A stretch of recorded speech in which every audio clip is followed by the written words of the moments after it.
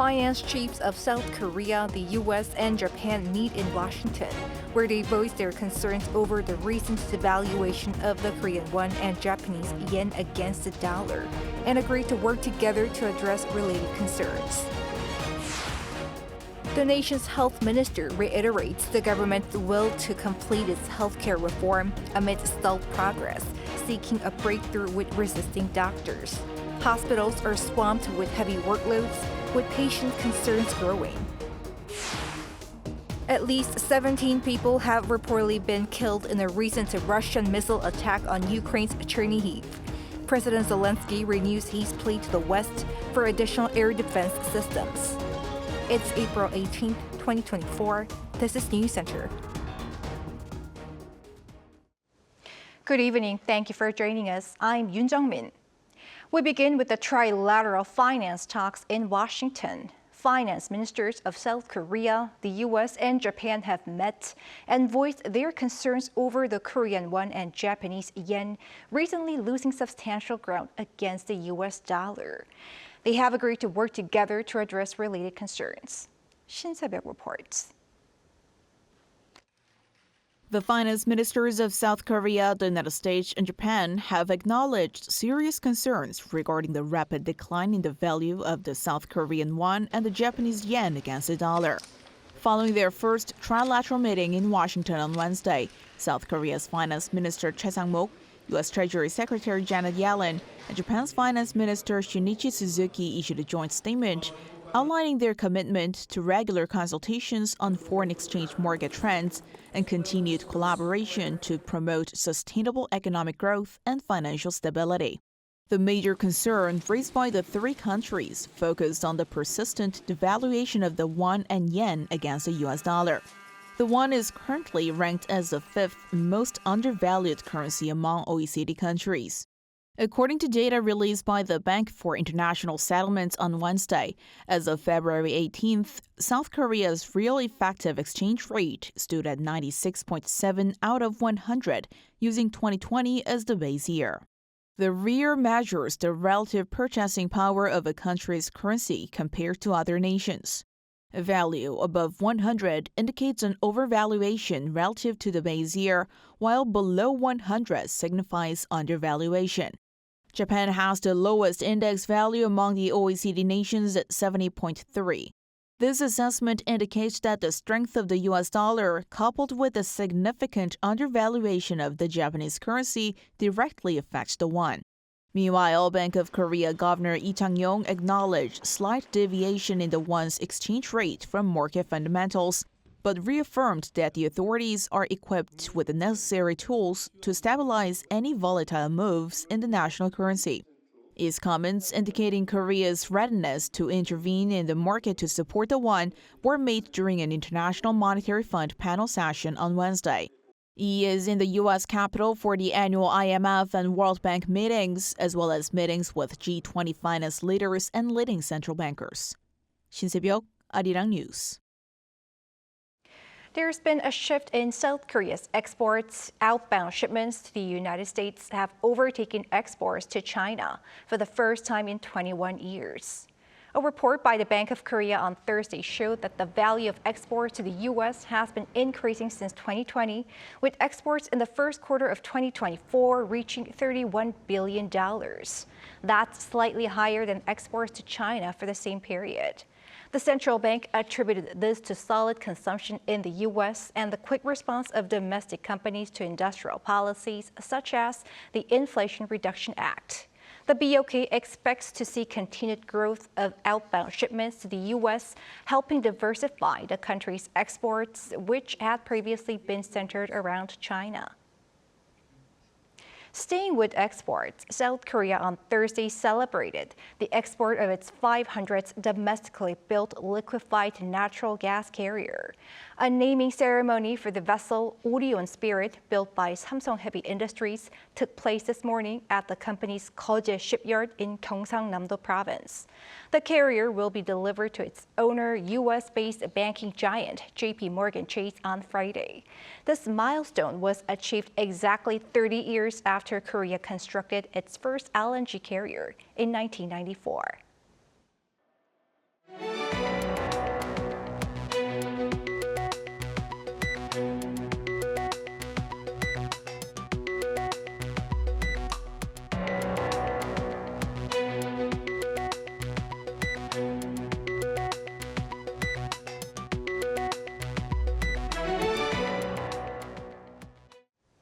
The nation's health minister once again shows the government's will to complete its healthcare reform.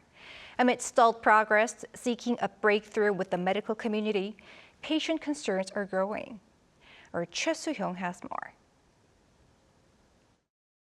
The South Korean Health Minister Cho Kyu-hong on Thursday stated that the government will definitely complete healthcare reform. The government after the general election on April 10th is still showing an unwavering determination to reform healthcare. Part of those reforms is the plan to expand medical school admission slots by 2,000 from next year. The government insists 15,000 more doctors are needed by 2035 due to the rapidly aging population. South Korea currently has just 2.6 doctors per 1,000 people, far below the OECD average of 3.7. But the medical community says that with the continuous decline in birth rates, there may not be a shortage of doctors in the future, and says it worries about decline in education quality. After the plan was unveiled, trainee doctors in general hospitals resigned against the government in late February. Over 10,000 medical school students nationwide also opposed the plan by taking a leave of absence. And in late March, even medical school professors submitted their resignation letters to show their solidarity. Since then, it seems there is no breakthrough regarding medical reform. The doctors have demanded a complete withdrawal of the expansion plan, while the government urged dialogue and isn't backing down. Just before the April general election, President Yoon Suk-yeol met the head of the Korean Intern Resident Association for a one-on-one meeting, but without any progress. Meanwhile, patients' discomfort is worsening. Many general teaching hospitals, from which a large number of junior doctors have left, are facing serious financial difficulties and are treating only emergency and severe patients. To fill the medical gap, the government has been running an emergency medical system to address healthcare shortages and deploying more military surgeons, public health doctors, and physician assistant nurses. Each university has to finalize its official admissions guide, including the number of new students by May, after approval from the Korean Council for University Education. Choi Soo-hyung, Arirang News. After the general election last week, a modified grain bill that mandates the government buys surplus rice, which the president has earlier vetoed, was directly put to a plenary meeting today, led by the main opposition party. Our National Assembly correspondent Lee Si-hoo explains. The National Assembly's opposition-controlled Agriculture Committee on Thursday directly referred to a plenary session a contentious bill requiring the government to respond to the steep rise in falling grain prices. 11 main opposition Democratic Party committee members and 1 independent voted in favor. They were all those present of the 19-member committee, as 7 ruling People Power Party members had walked out in protest. The revision to the Grain Management Act prompts the government to take active measures to stabilize prices of grain, mainly rice, to help farmers.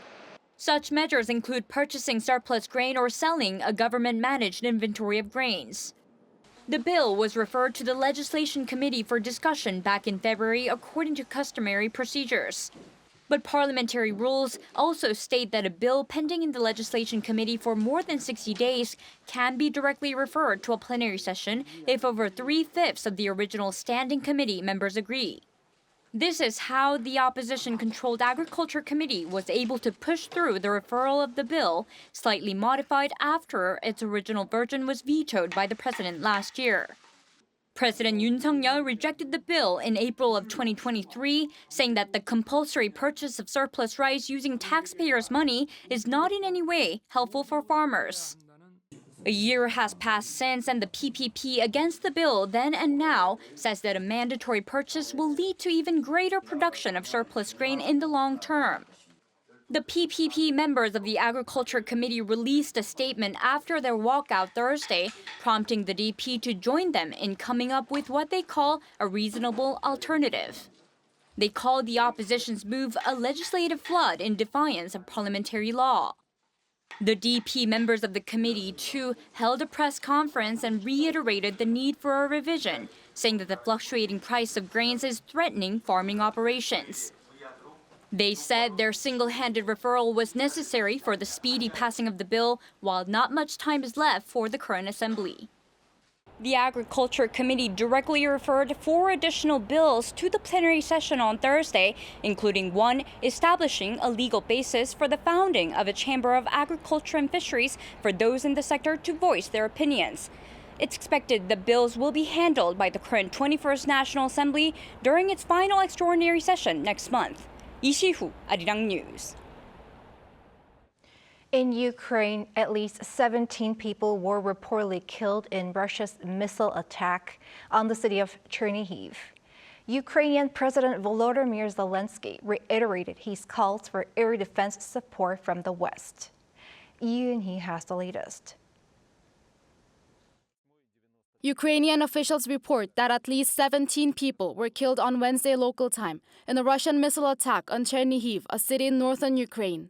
This prompted President Volodymyr Zelensky to once again appeal for air defense support from Kyiv's allies. According to the emergency services, more than 60 people, including 3 children, were injured in the attack. Everything blown out, windows blown out. See, all of it will be rebuilt. The worst thing is that the people died. Nobody will return them. I was worried the most about them making it to the shelter on time because there was information that there will be more incoming missiles. I was mostly worried about the child. Officials said the strike damaged buildings, cars, and other infrastructure. Acting Mayor Alexander Lomako said that a busy area of the city was hit by 3 explosions shortly after 9 a.m. local time. And on national television, he stated that, unfortunately, Russia continues to engage in terrorist activity against civilians and civilian infrastructure, as confirmed by the strike on Chernihiv once again. Ukrainian President Zelensky reiterated his plea for support from Western countries, emphasizing the need for sufficient assistance from its partners. He stated on his social media that this would not have happened if Ukraine had received a sufficient number of air defense systems and if the world's determination to counter Russian terror had been sufficient. Meanwhile, NATO Secretary General Jens Stoltenberg announced that President Zelensky has requested a meeting of the NATO-Ukraine Council. The meeting will be held on Friday, first with President Zelensky, and then with NATO defense ministers to discuss the urgent need for additional support to Ukraine, particularly air defense. Moscow did not provide an immediate comment on the attack and has denied deliberately targeting civilians since its invasion of Ukraine 2 years ago. Lee, Arirang News. South Korea pledged to provide a proportion of its $2.3 billion aid package within this year during a roundtable with finance chiefs to discuss support for Ukraine. At the meeting in Washington, D.C. on Wednesday, Finance Minister Choi Sang-mok announced that $200 million will be provided as humanitarian support. This is a part of the fund that President Yoon Suk-yeol vowed to provide during a Group of 20 summit last September, with the remaining $2.1 billion to be given over a longer period of time. Choi also spoke of the government's plan to donate $50 million each to the World Bank and the European Bank for Reconstruction and Development to provide further assistance for Ukraine.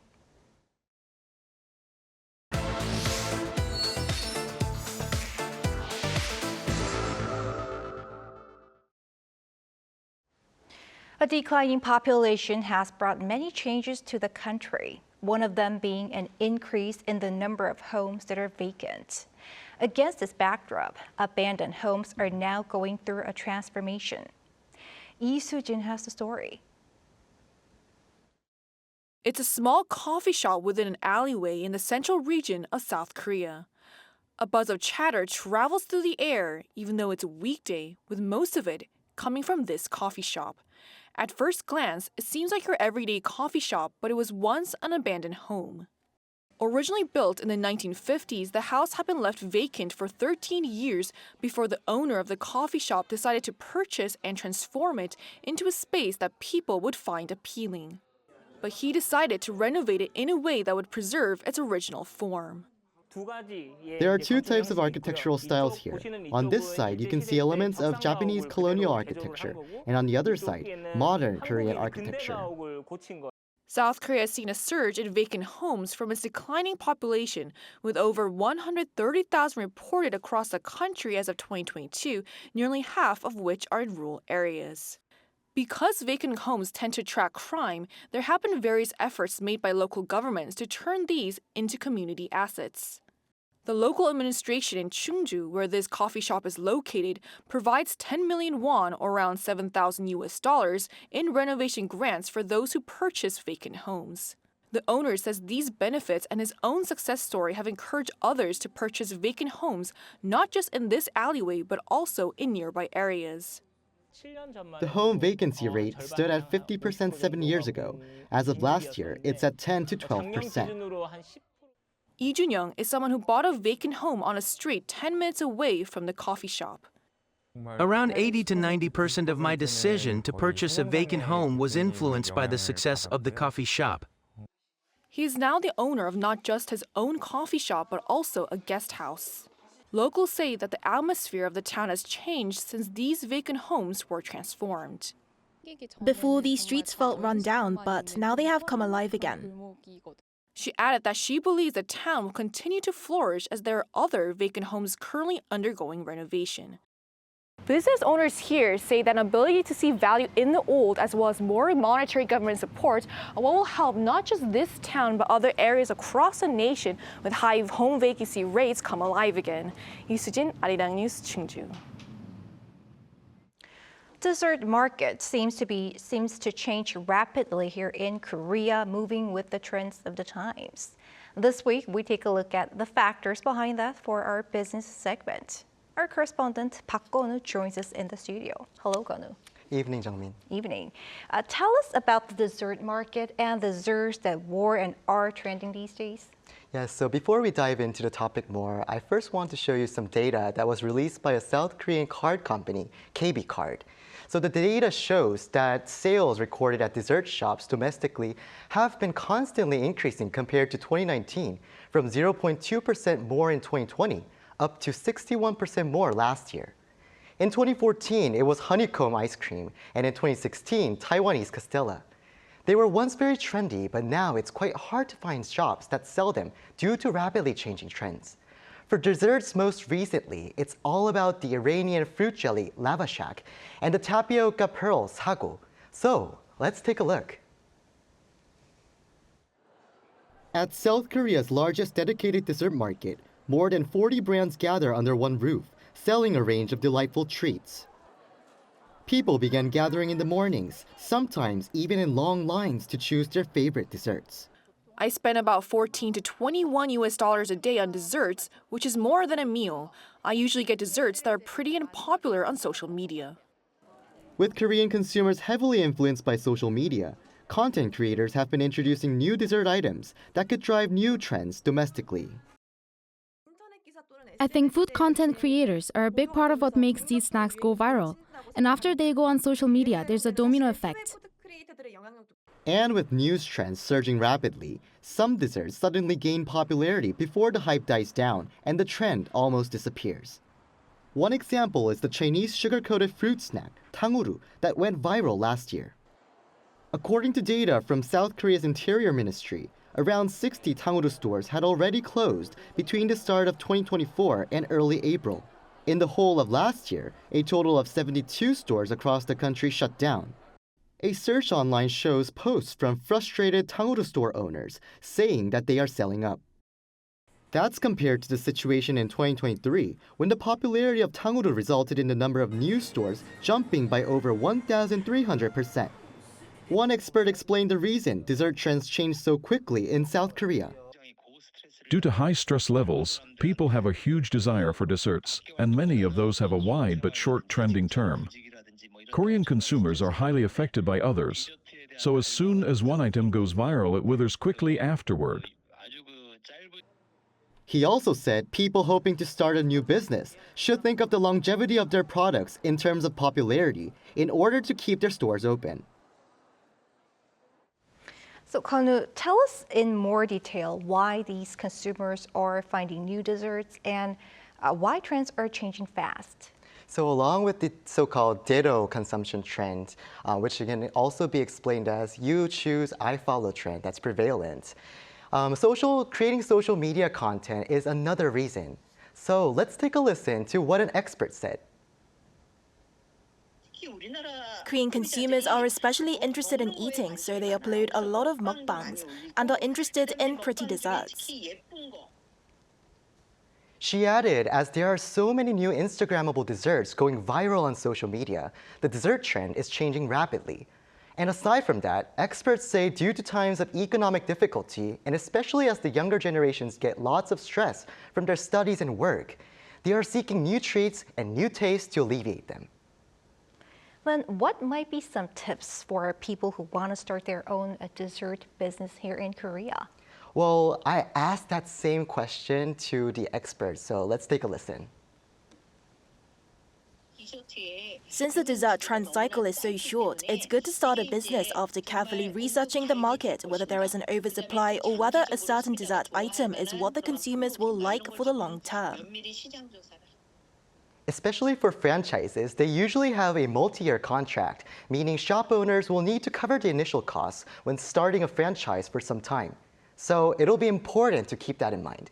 All right, thank you for your report today. Thank you. Thank you.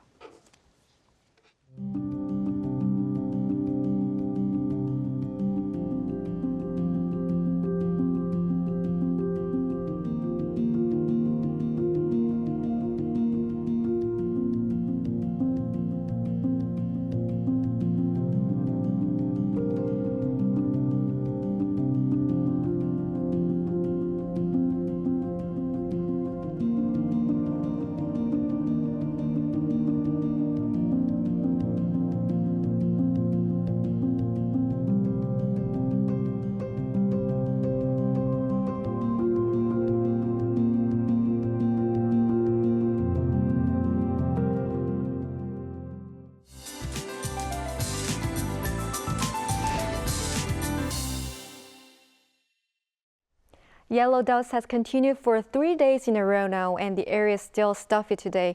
Fine dust warnings are in effect in most parts of the country. The yellow dust will gradually fade in the western parts of the country tomorrow afternoon. However, many parts of the south will be affected by yellow dust tomorrow. In particular, the concentrations of fine dust will be high throughout the day in parts of Gyeongsangbuk-do and Gangwon-do provinces, where yellow dust crisis warnings are issued.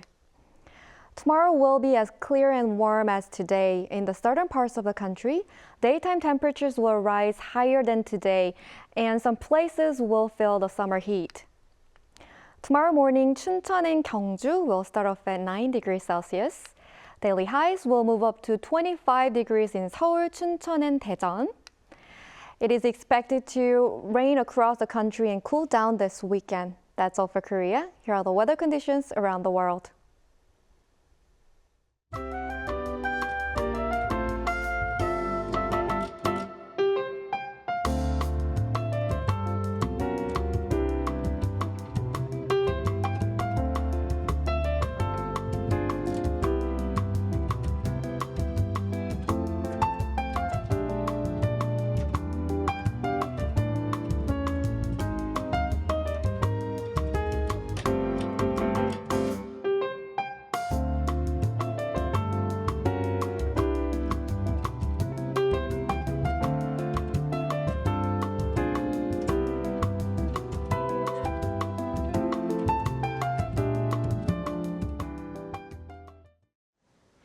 That is Newscenter for tonight. Thanks for watching. A panel session coming up.